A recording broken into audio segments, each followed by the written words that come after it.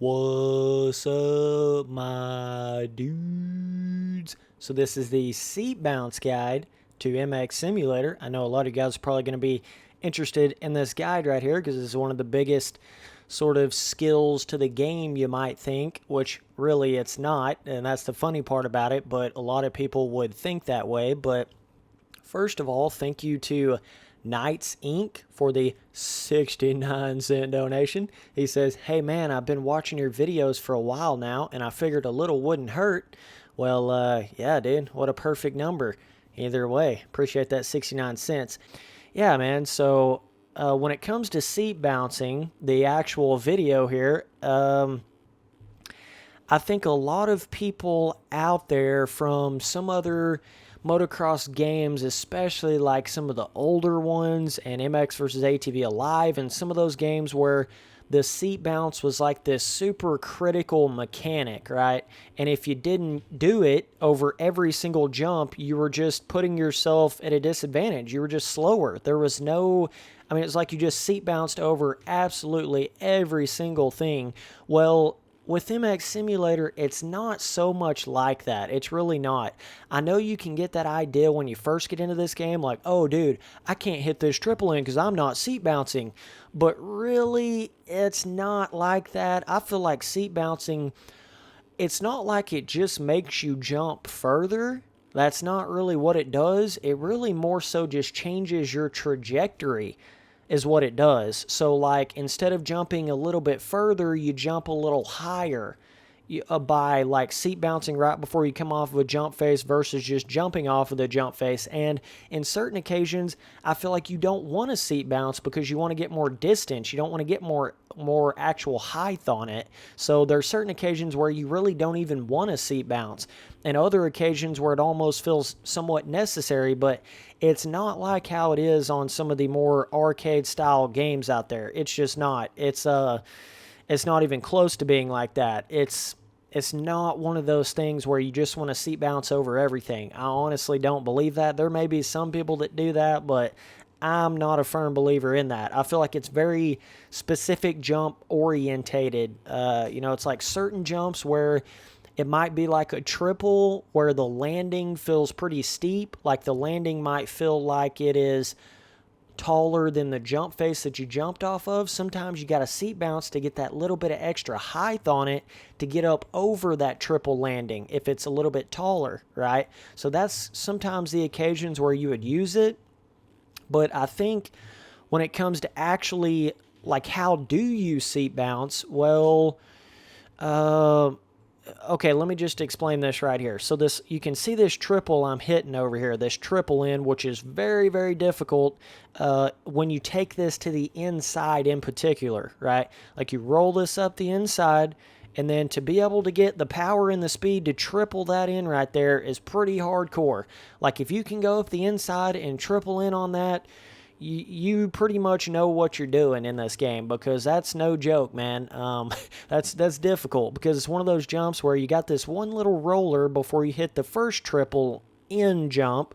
So you got to be able to kind of time that out right, but also you got to know how to really pull up on the bike and seat bounce because the landing of the triple is so peaked out right there, and the face of it is pretty peaked out as well, and you're going pretty slow too. That's one thing about seat bouncing. A lot of occasions you do that when you don't have enough speed out of a corner and you're just trying to get a little bit of extra height over something. But as far as actually doing the seat bouncing itself, a lot of that is just figuring out a good place to have it on your controller. I feel like the reason why a lot of people may not do it is they just don't really have it in a comfortable spot on their controller. And that goes with everything in this game. If you don't have it in a good spot, you don't have your steering on the right places, you don't have your shifting in the right places, all that kind of stuff makes a world of difference, man. The controller setup in MX Simulator, I mean, it's got to be... I mean, if you don't have that, you don't have anything, bro. Like, if you don't have your controls in a comfortable spot, you're just not going to be able to control the bike. You're not going to be able to maneuver the bike. You're not going to be able to do any of that. So when it comes to seat bouncing, though, it's a matter of... So you might think, okay, so do I just, like, pull the seat bounce really quick, like hit the button like right before I come off the jump face, or do I like hold the button down? Do I use it in conjunction with leaning back, right? Because you don't just have your seat bounce in this game, you've got your full leaning system. So I would say the leaning does more than the seat bouncing in this game. I really would say that.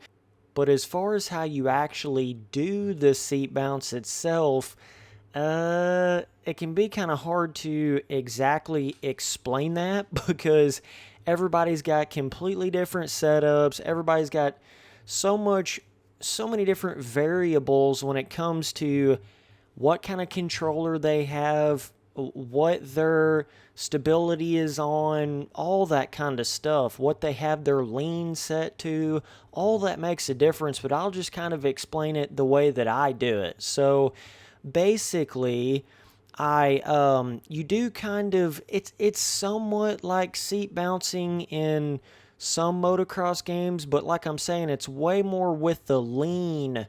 You're way more doing the rider lean than you are the actual seat bounce button itself. So like when you come up to the jump face, let's see if I can kind of explain this. So you kind of come up to the jump face, right? And like right before you leave the jump face, you're kind of doing a like lean forward and lean back snap effect really quickly. That's what's going to give you that like just pump pull up on the bike. That's pretty much the easiest way to explain it. Obviously, there's like 100 million different variations within that. You know what I mean? I mean, if you're like a millisecond difference on how you lean, it's going to totally change how you come off the jump face. So but I mean, the main premise that you're thinking in your head is you're kind of like leaning forward and then leaning back right on the jump face, right on the actual face. It's, for most occasions, you're not like leaning just all the way back, all the way up the jump face, or you're just going to either endo or flip over backwards. You have to be able to keep your balance on the bike while you're doing these crazy movements. So it's really all, in my personal opinion, just done on the actual jump face itself. You know what I'm saying? Like you're kind of just keeping the bike steady before you get to the jump face. Then you're doing that like lean forward and lean back really quick thing right on the jump face.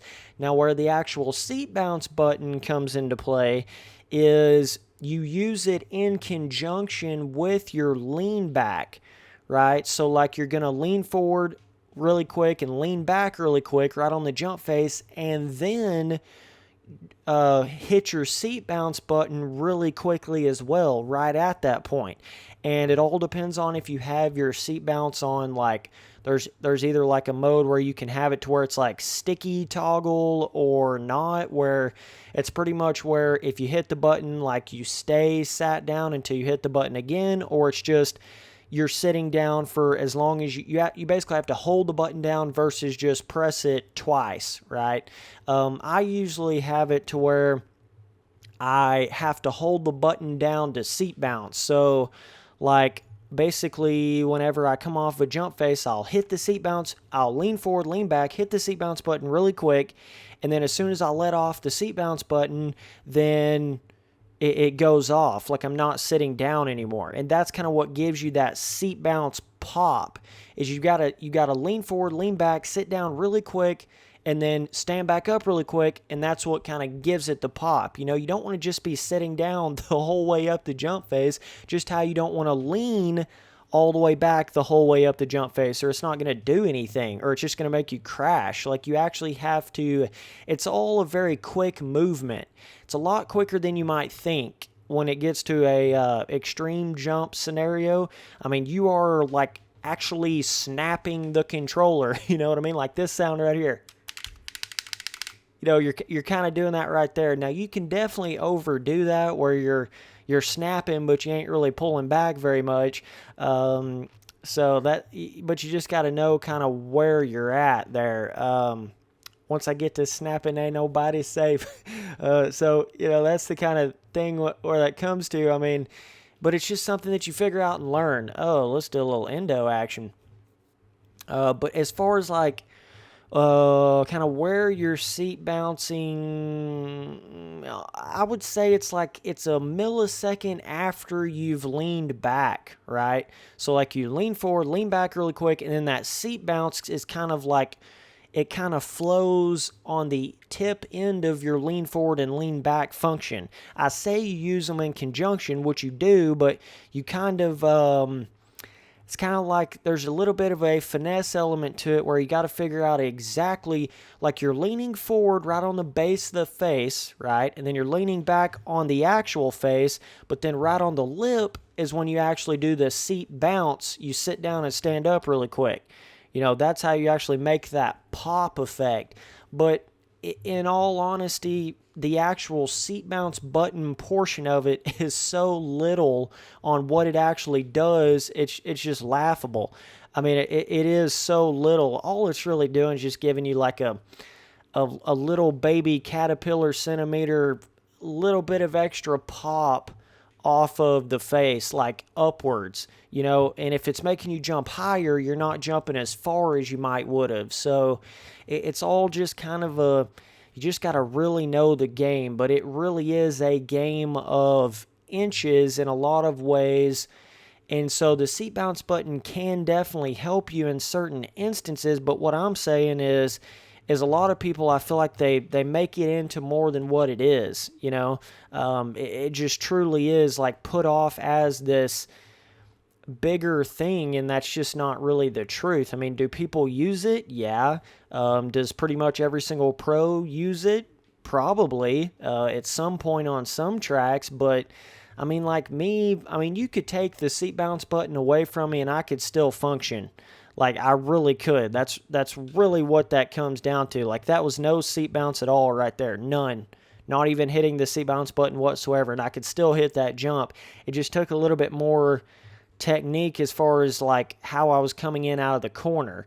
But, yeah, as far as an overall sense, man, that's pretty much the gist of it. It's a minute helper in certain occasions at the end of the day, and that's really the only way to look at it. So, like for me personally, it's the seat bouncing thing. A lot of when I use it is like when I'll spin out of a corner just a little bit and I don't have quite the speed coming out of something, or a lot of times it's more of just a kind of a like a plan B sort of thing. Like you're just trying to seat bounce because you messed up in a section. Usually I don't really just, it's very rare occasions where I'll find a jump where I'm really trying to seat bounce it every single time I hit it. Now, this jump right here is definitely one of them, this triple in right here. And on certain tracks, sometimes you'll have a certain quad where you feel like you got a seat bounce to get that little bit extra height to get up over the quad landing where you don't just pop off the bike from coming up short. There is certain occasions like that, but it's pretty rare, dude. It's probably like, I would say, just in a overall type of sense, I probably seat bounce like 1 or 2% of jumps out there. Seriously, it's for the most part, especially on a 450, you just don't even need to. You don't even need to get that extra pop. You don't even need to get that extra air time, because then you're just wasting time in the air, right? This is going to be a little bit harder for me to just sit here and consistently hit this triple in while I'm trying to talk and doing all this live and stuff, but it's one of those lines you really got to be focused when you're coming around that corner, because you can't just hit it wide open because you got that little roller before it. So you got to almost like scrub, slow hit that roller, and then be on the gas full throttle, then seat bounce with that little first triple jump there to be able to hit it. So it's definitely pretty tricky. Eric finally airing it out a little bit, but I might seat bounce over that, but then I'm not going to seat bounce over these two triples because they're a lot smaller. There's no reason to, and the landings feel fairly short size. It's not like a super tall landing or anything like that, but like the biggest point to get across, though, is seat bouncing in this game is a very minute thing. It's not like a super big game changer. It's not a super big deal. If you're thinking that you suck at hitting a triple in just because you can't seat bounce, that's probably not the reason. The reason is you probably don't have enough speed, and you're probably not leaning back far enough and or fast enough, and or your setup doesn't have enough movement on it. It's usually more that kind of stuff than it is you're just not seat bouncing, right? It's not like a magical button in this game. It's really not. It's nothing like it is in some of the MX versus ATV games, and like how Alive was and stuff like that, where it's like you're just flicking the finger, flicking the wrist back and forth every time you go over a jump, breaking your controller thumbstick. It's not like that at all in this game, man. Now, you might break a controller thumbstick from leaning back, right? Because sometimes you got to lean back really fast to get over stuff. But as far as the seat bounce itself, I don't feel like it's like that. You're not really using it that often, and or you're not really, I don't know, it's just not as important of a thing in this game. And it's the same button, obviously, as your sit down. Like, some people sit down in the corners. I've never been the guy to really sit down in the corner very much in this game. I just don't. I don't really know why. I don't really sit down that much, period, in this game. I've just never been that kind of rider. But guess you could just say that's my kind of style. I don't really know. A lot of times I just don't really find it to help me much in this game, to be honest. It's just not really that kind of thing to me. But there's a lot of people, I feel like, in this game that probably do sit down all the way in the corners and stuff. But for me personally, it just ain't really that kind of thing. So either way, shout out to SquidSquadSTL.com. You can see his tough blocks right over here. That's nice to be able to just ride over here to these yellow tough blocks. It's got some cool motocross gear and stickers and stuff like that. So with seat bouncing, it's just like any skill in the game. Just takes a little bit of time to learn it, but once you do, and once you have it on a comfortable controller position, then you can definitely just kind of do it whenever you want to do it. It's not that hard of a thing, but yeah, it's just, that's one of the biggest misconceptions with seat bouncing. I think people think it does way more than it does, or it's like a magical button or whatever, and it's just not.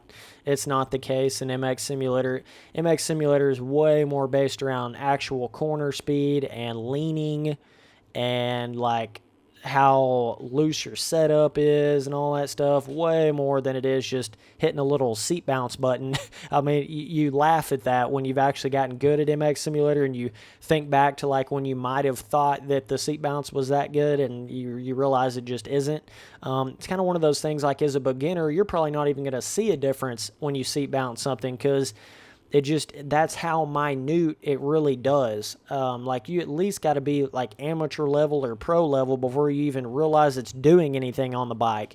And that's just kind of the way that it is. It just is so minute. And like I'm saying, it doesn't really like make you jump any further. It really just makes you jump a little bit higher, maybe. And that only helps you on really specific jumps, really certain types of jumps out there. So yeah, man, appreciate you guys watching all the videos. I got all of my MX Simulator guide videos in a playlist on my front page. You can go check that out. Yeah, man, thanks for watching all these videos, dude. Got to have those wonderful Spencer Turley outros that I've just kind of stuck with like my whole YouTube career, man. The later dudes kind of came with the "what's up, my dudes," but I always put that like, I appreciate you guys watching all the videos, or like the thanks for watching all the videos. I don't know. I've just always done that, man. It's like become a habit, and then you can't really I can't just be making a video and then go, later, dudes. Like, I can't do that. I got to be like, oh, appreciate you watching all the videos, man. And sometimes I repeat myself because I'm trying to say something while I'm trying to do the outro here, but either way, man, I almost did it again. Later, dudes.